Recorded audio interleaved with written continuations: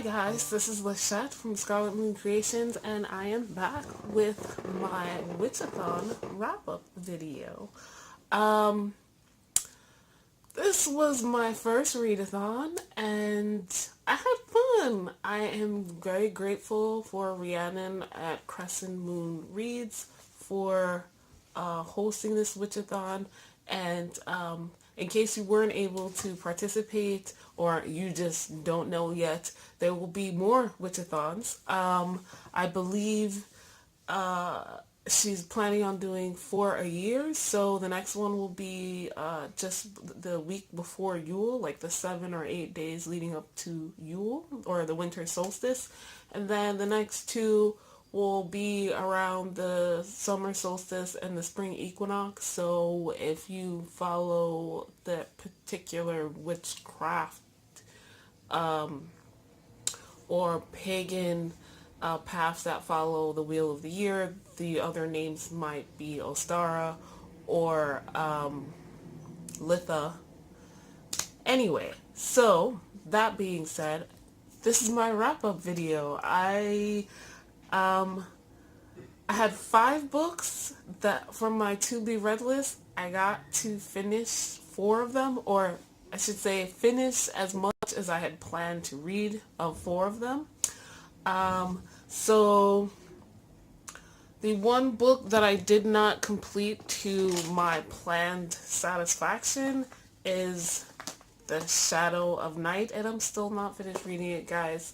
But I'm a little over halfway done. In the next day or 2, I'll probably be finished. And that was my, excuse me while I look at the prompts again, my read that will make me warm and happy, and it makes me warm and happy to take my time and read this book. The candles that I lit, I used, several candles over the course of the week, but the ones I showed towards the end of my vlog, part 2, were the jack-o'-lanterns that I created, and I stuck some candles in them. And then I have this huge, lantern candle thing. The candle in it started out this big, but it's, this small now. I've had that for a few years, and it's taken its time to melt down, but I was able to read in the dark with those 3 huge ass candles. So yeah, I think with that one, in that clip of me reading, I am reading the group book and my buddy read, which was The Girl Who Drank the Moon. Woo boy, let me talk about that. So yeah, at the last minute, I think it was Jessica, or one of the Jessicas in the group, who put the call out, anybody want to do the buddy read for the group book? And I was like, yeah, me. So we had a Twitter group chat, even though I didn't join too much until towards the end because of the issues I had getting the book. But man, that book was dark. There is, it's not the darkest book I've ever read, but it's darker than I was expecting for a middle grade book. And the main character was not really the main character. Luna was not the focus. She was the focus for all the other characters and their reasons for doing what they did within the timeline of the book. The magical system, the world that we saw was very interesting. I really liked Glurk as a kind of nature being, but of the bog, of the swamp.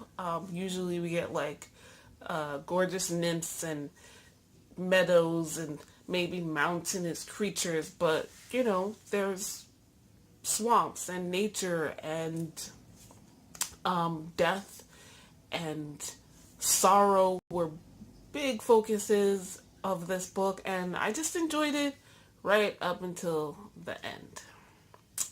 Um, and then the ending just really put the stamp on this is middle grade. So remember, this is middle grade. This is for young people. So the bad guys didn't get as much of a comeuppance as I was hoping for. What I thought might happen, it was kind of karma got the best of them, and we're going to, we as the other people in this story who have been wronged by them are just gonna let nature and karma kind of do its thing and be above what they had done to us in our lives. So yeah, but overall the town got out from under the thumb of the real witch, and families got reunited, and that was really what we all could have hoped for. So I was very happy with that part, at least. But it's a good read. I think I gave it 4 stars. I don't even know. Like, you know what? I'm not even going to mention stars for the rest of this video because I just do and then forget. And I didn't write it down. So, next book. Oh wait, before I go on, just let me list my buddies because they were great. Tammy Ann of The Books You Read, and Kaitlyn Buckridge. Jessica, Creative Nightmares, also best mess ever. Crazy for Books. Busha, On the Margins of. Bookworms on Wheels. Jess of Morrowind's Mom. I'm so hoping I'm not destroying your child's name, Jess. Really sorry if I am. MegsBookishBits. Rachel, aka The Lioness.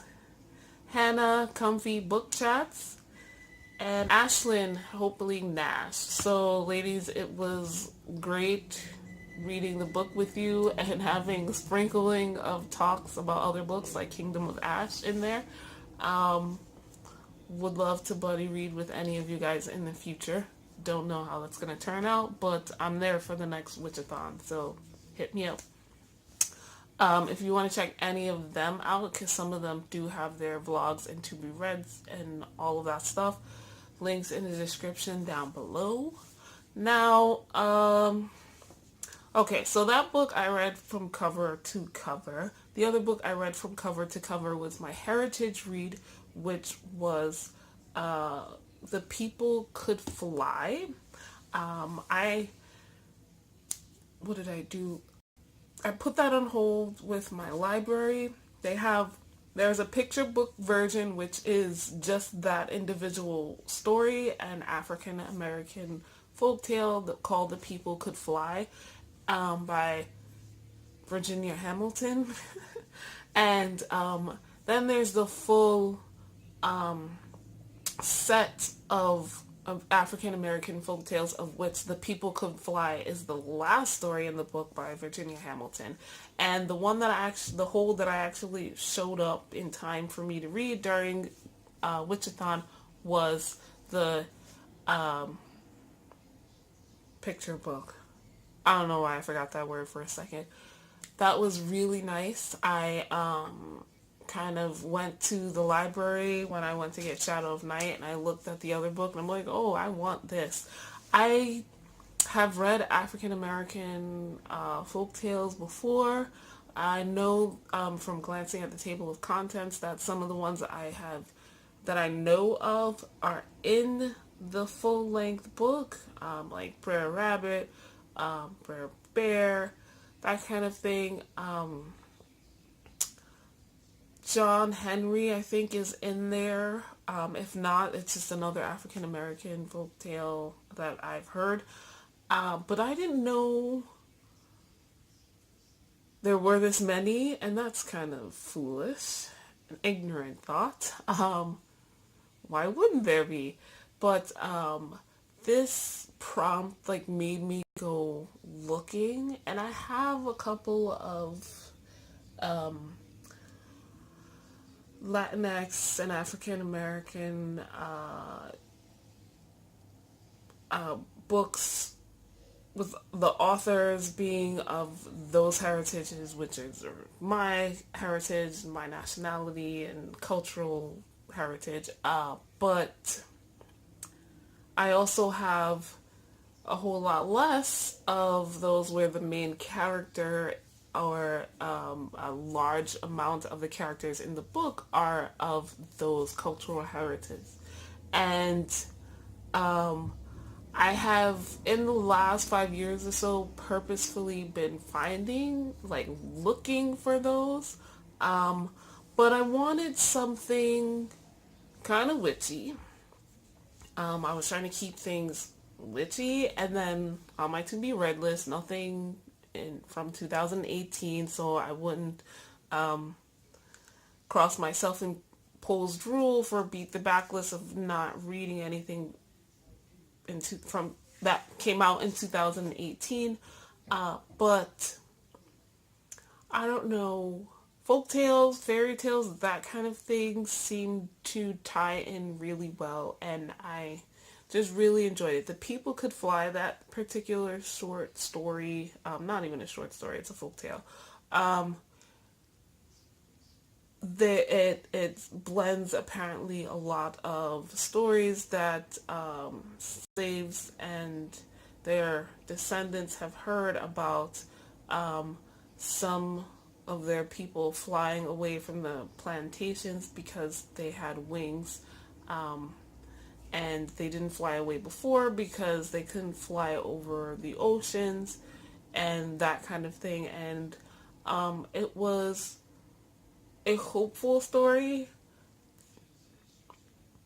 Things having to do with slavery, that's always going to be a trigger. And kind of like I mentioned in one of my vlogs, with the girl who drank the moon, it wasn't slavery that the people of that town, it wasn't slavery, but it was, they were being persecuted without knowing it for their sorrow. They were being held down and forced into this shitty life with literally no hope. Like, they were forced to have no hope and no courage for 500 years. And that kind of oppression will always be a trigger for me. And slavery is kind of like the ultimate or penultimate version of that sort of oppression. So to read something that positive made me feel good.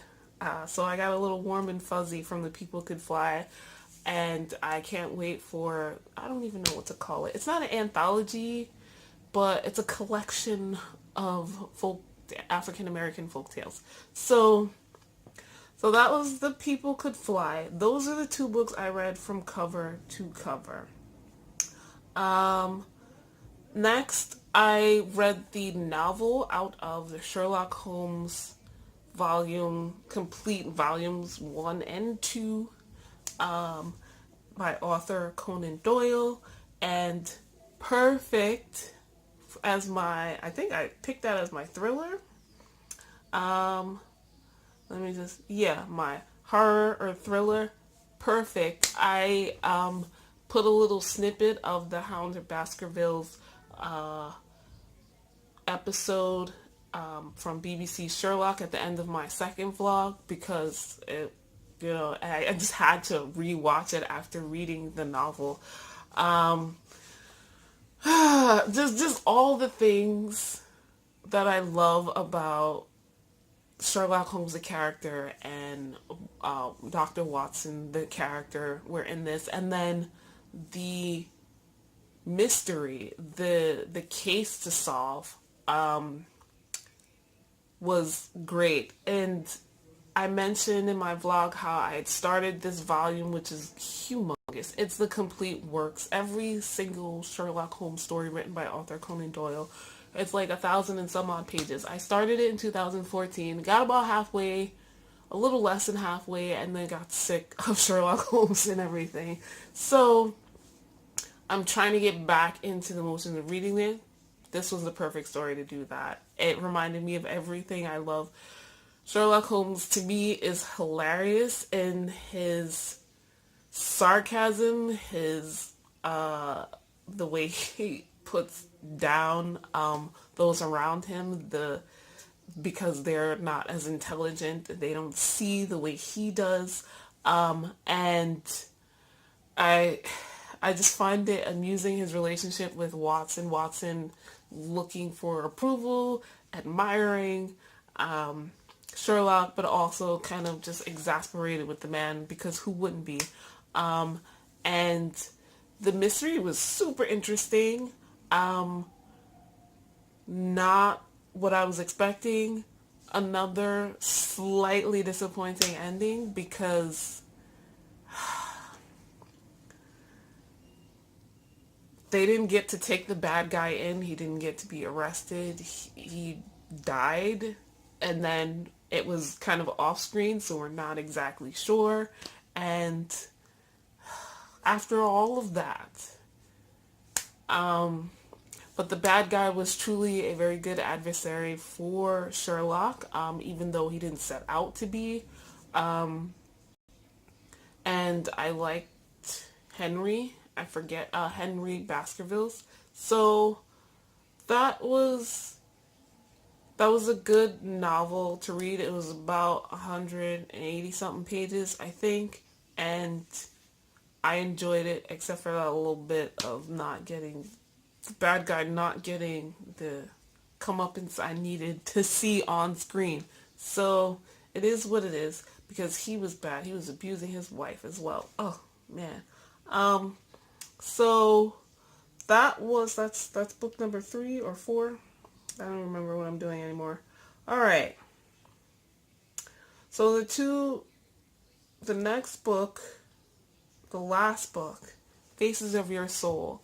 I did not finish that. I mentioned in my blog it's like 700 or 800 pages. That's not true. For whatever reasons, I got the ebook from my library. Overdrive does the page numbers differently, so it's actually not as long as I was like fearing. But it's more of a workbook, like I mentioned. Lots of meditations and exercises to do to get you into the place where you can meet your totem animal or your spirit guide, or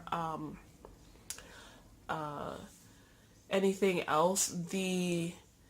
I read the first 3 sections and kind of skimmed the 4th one, and then I think there's a 5th, so I'm definitely going to finish reading that. And like I said, I do want to get more. And you may have been wondering, why does she look like this? Part of the reason I wanted that book is I wanted something nonfiction that was spiritual and connected to my craft, my witchcraft. And I had plans for Samhain to connect on a deeper level with my animal spirit guides. I don't call them totems. It doesn't feel right to me. So my animal spirit guides. And I showed you 2, the black jaguar and the owl, in my vlog, part 2. And this is the last one, the phoenix. There's my beak. That's why my lips are all black. But what I had never heard of this book before. I just randomly came across it when looking for something and said, oh, well, if I can get it, I'll use it for Witchathon. And I did.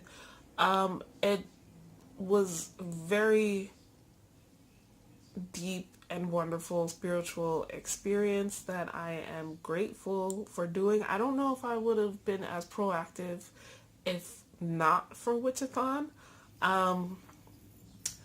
Doing the makeup and the face paint and all of that is one of the exercises in the book. You know, becoming one with your spirit animal. There's 2 meditations for that. One is kind of them experiencing the world through your body. And then the other is you experiencing the world through their body. And I've done both, and it's just a great experience, and I've journaled as directed by the book, and I can't wait to read the rest. The last section is about literal mask making, and I did not have the supplies for that, so maybe later or maybe next year. But it just so happened doing all of this during Samhain time and during Halloween makes it a little less weird me walking around my house. Just a little, even though everybody knows I'm a witch and I do weird things. Or to be outside if I felt the need or my spirit guides felt the need. So I'm going to finish that book, but I did read the sections that I had planned on reading enough to do these rituals. So that is it for my Witchathon. I was happy for the most part, like 90% with all 5 books. And I am happy with my completion rate. As far as I'm concerned, I finished 4 out of 5. And this being with only a week and a half knowledge of Witchathon before it started. So I'm going to get started on looking for my Yule reads, because those prompts are a little bit less obvious for picks to me. So yeah, thank you guys for watching. Links in the description down below to everything, all the books, and I will see you guys for my regularly scheduled videos. Bye.